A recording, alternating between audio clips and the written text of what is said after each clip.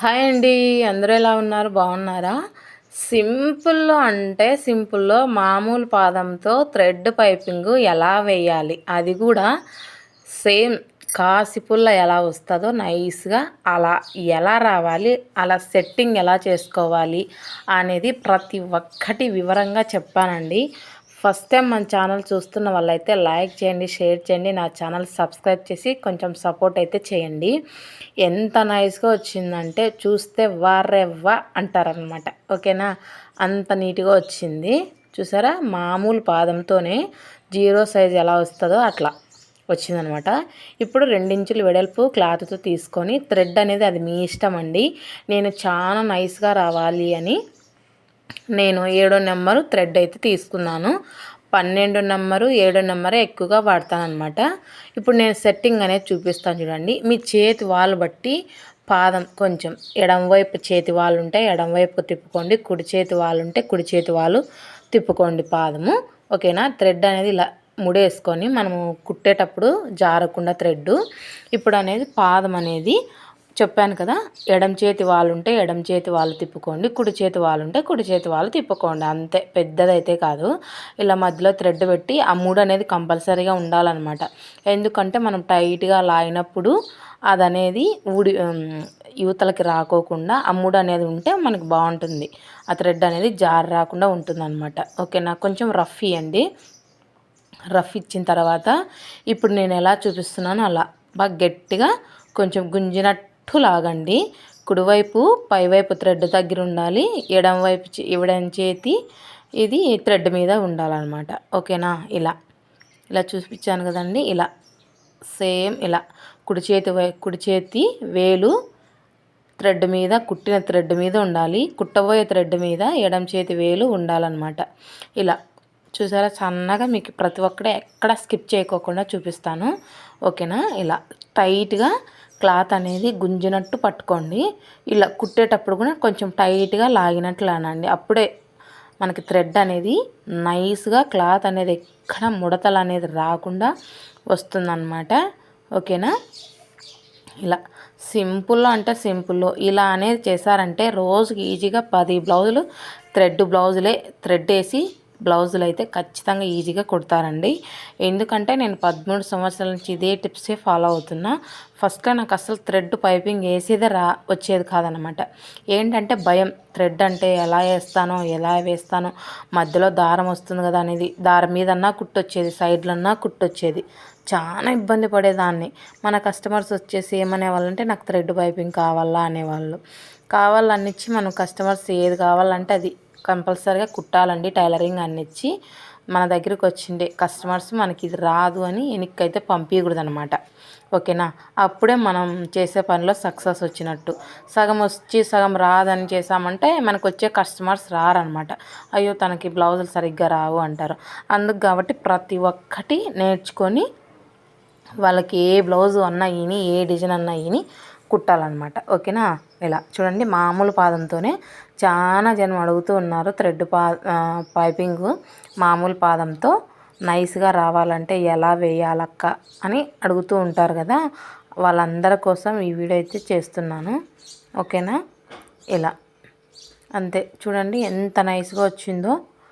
ఇలా సింపుల్ అంటే simple thread పాదంతో ఇలా వేశారంటే మీకు ఎటువంటి ఇబ్బంది లేకుండా వస్తుందన్నమాట. ఓకేనా, ఇలా ఇప్పుడు మనము మళ్ళీ మీకు వచ్చిన టిప్స్ అయితే చెప్తున్నాను. మీకు ఇంకా నైస్గా రావాలి, ఇంకా కాసిపుల్లలాగా రావాలంటే మళ్ళీ డబల్ కుట్టు అయితే వేయండి. ఇలా చేయి అనేది దగ్గరగా పెట్టుకొని థ్రెడ్ మీద కుడి చేయి ఉండాలి, ఎడమ చేతి పాదం దగ్గర ఉండాలి. ఇలా ఇలా చిన్న చిన్న టిప్స్లు అనేది మీరు ఫాలో అయ్యారంటే కాసిపుల్ల ఎలా ఉంటుందో సేమ్ అలానే వస్తుందన్నమాట. థ్రెడ్ కుట్టిన తర్వాత ఎంత నైస్గా ఉంటుంది చెప్పండి. కాసిపుల్ల జీరో సైజులో ఉంటుంది కదా, అలా. ఇది ఎందుకు రెండోసారి నేను కుట్టేశానంటే మీకు ఇంకా నయమిగా రావాలి అంటే అలా ఇంకా టైట్గా వస్తుంది అన్నమాట. థ్రెడ్ మనం డబుల్ కుట్ అనేది వేసామంటే చూసారు కదా, ఇంకా టైట్గా అనేది వస్తుందన్నమాట. ఓకేనా, ఇప్పుడైతే మనము ఒరిజినల్ క్లాత్, లైనింగ్ క్లాత్ చుట్టూ కుట్టి మలిచేసి ఉంటాం కదండి, ఆ క్లాత్ మీద అనేది ఇలా పాదం అనేది దించుకొని ఇప్పుడు నేను కుట్టేటప్పుడు నాకు ఎక్కువ ఎడమ చేతి వాలనమాట. అందుకే పాదం అనేది కొంచెం ఇటువైపు పాదం అనేది ఇలా ఎడమ చేతి పక్కకి తిప్పుకున్నాను అనమాట. చూసారా, నాకు ఎక్కువ ఎడమ చేతి వాలేనమాట బ్లౌజ్ కుట్టేటప్పుడు. అందుకు పాదం అనేది ఎడమ చేతి వాలు వచ్చినప్పుడు ఎడమ చేతి వాళ్ళకు కుట్టుకోవాలి, కుడి చేతి వాలు వచ్చినప్పుడు కుడి చేతి వాలు వేసుకోవాలన్నమాట. అది మీ ఇష్టం, మీ చేయి తిరిగేదాన్ని బట్టి. నాకు ఎక్కువ శాతం ఎడమ చేతితోనే క్లాత్ అనేది జరిపేది అలవాటు అనమాట. ఓకేనా, కుడి చేతితో కావాలనుకుంటే కుడి పక్కకి తిప్పుకోవచ్చు. నేను ఎడమ చేతి వాళ్ళు కాబట్టి ఎడమ పక్కకు అయితే తిప్పుకుంటున్నా. ఇప్పుడు అనేది క్లాత్ అనేది ఇప్పుడు అస్సలు లాగొద్దండి. ఇప్పుడు ఫ్రీగా రానియాలన్నమాట. క్లాత్ అనేది పైపింగ్ వేసిన క్లాత్ లాగారంటే ఖచ్చితంగా ముడతలు వస్తాయి. అస్సలు లాగొద్దండి. ఇప్పుడు అసలు మనకి థ్రెడ్ పైపింగ్ వేసినప్పుడు కంపల్సరీగా లాగాల్సిందే. ఎందుకంటే మనకి టైట్గా రావాలి అంటే కొంచెం లాగినట్టు చుట్టూ అయితే కుట్టేసామంటే మనకి టైట్గా అనేది వస్తుంది.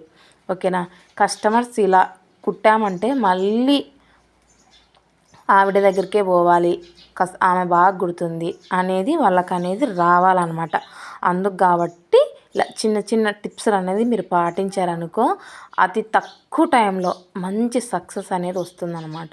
ఓకేనా, ఎందుకు చెప్తున్నానంటే నేను 13 సంవత్సరాల నుంచి నేను ఇదే ఫాలో అవుతున్నా, ఇదే థ్రెడ్ పైపింగ్ ఫాలో అవుతున్నా. ఎక్కువ శాతం ఇదే థ్రెడ్ పైపింగ్ వేయించుకుంటారు నాతో. ఎందుకంటే ఈ థ్రెడ్ పైపింగ్ అనేది వాళ్ళకి నచ్చింది కాబట్టి ఇలా 0 సైజులో వచ్చే థ్రెడ్ పైపింగే వేయించుకుంటారు. నేను ఏంటంటే 7వ నెంబర్ థ్రెడ్ అయితే వాడతానండి.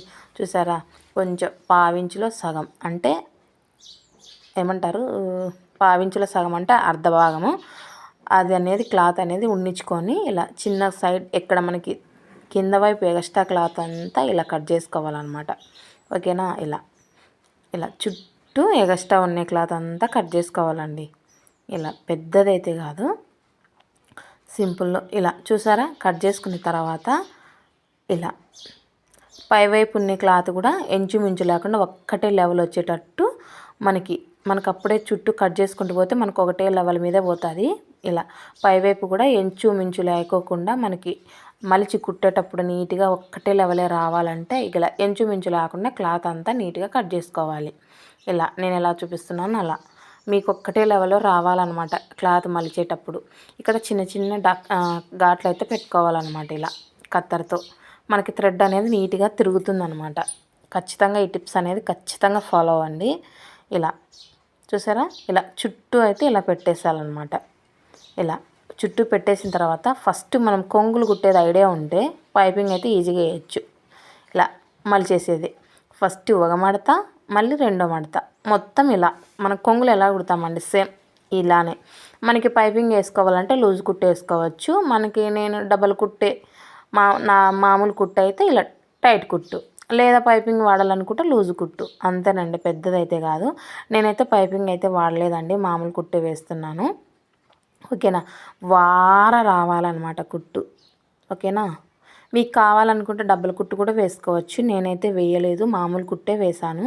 ఓకేనా, చూసారా ఎంత నీట్గా వస్తుందో. మీకు ఎక్కడ స్కిప్ చేయకోకుండా వీడియో అయితే ఎండ్ వరకు చూడండి. చూసి మీ ఒపీనియన్ ఏంటనేది కామెంట్ అయితే చేయండి.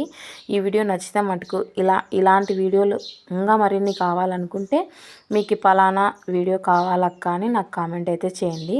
నా చేతనైన వరకు నా వీడియో అయితే అప్లోడ్ చేస్తాను. ఓకేనా, ఇలా చుట్టూ రావడమే, అంత పెద్ద కష్టమైతే కాదండి. సింపుల్ అంటే సింపుల్. చూసారా, ఇలా మనకి ఇక్కడ అనేది అస్సలు ఎక్కడ టైట్ అనేది లాగొద్దండి. టైట్ లాగారంటే మనకి ఖచ్చితంగా ముడతలు అనేది వస్తుంది. మనకి ఓన్లీ థ్రెడ్ మాత్రం కుట్టేటప్పుడే కొంచెం లాగినట్టు కుట్టాలన్నమాట. ఇలా పైపింగ్ వేసినప్పుడు అస్సలు లాగకూడదు. ఇలా చూసారా, మనకి చీర కొంగులు ఎలా కుడతామో అలా రావాలన్నమాట. ఓకేనా, ఇలా దగ్గరగా చూపించి కుడుతున్నాను చూడండి. ఎలా మలుస్తున్నానో అలా, అంతే. పెద్ద రిస్క్ అయితే కాదండి పైపింగ్. ఫస్ట్లో నేను కూడా భయపడేదాన్ని, ఏంటబ్బా పైపింగ్ అంటే భయం అవుతుంది నాకు, ఎట్లా వేస్తారు ఏమబ్బా అని ఫస్ట్ ధైర్యం చేసి నేను కస్టమర్ బ్లౌజ్ మీదే పైపింగ్ అనేది ఉపయోగం చేశాను. మళ్ళీ మంచి సక్సెస్ వచ్చింది అనమాట. ఫస్ట్ సారే సక్సెస్ వచ్చింది. ఎలా కుట్టాలి, కుట్టాలి అనేది నేను 1/4-5 సార్లు వీడియో చూసేదాన్ని అప్పట్లో నేర్చుకునేటప్పుడు పైపింగ్ వేయాలంటే. అందుకే ఇప్పుడు నాకు మంచి సక్సెస్ వచ్చింది. అంతేనండి, 0 సైజ్ థ్రెడ్ పైపింగు చూసారు కదా. చూడండి ఎంత నీట్గా వచ్చిందో. కాసి పుల్ల అంటే కాసి పుల్లలాగా వచ్చింది. మనకు కూడా ఎక్స్ట్రా క్లాత్ ఎక్కడ కనిపించకుండా వెనక వైపు కూడా ఎంత నీట్గా వచ్చిందో చూశారు కదా. చూసిన తర్వాత మీ ఒపీనియన్ ఏంటనేది కామెంట్ చేయండి. నచ్చితే లైక్ చేయండి, షేర్ చేయండి, నా ఛానల్ సబ్స్క్రైబ్ చేసి సపోర్ట్ చేయండి. కామెంట్ మాత్రం తెలుగులో చేయండి ప్లీజ్, ఎందుకంటే నాకు ఇంగ్లీష్ రాదు కాబట్టి తెలుగులో అయితే కామెంట్ చేయండి. బాయ్.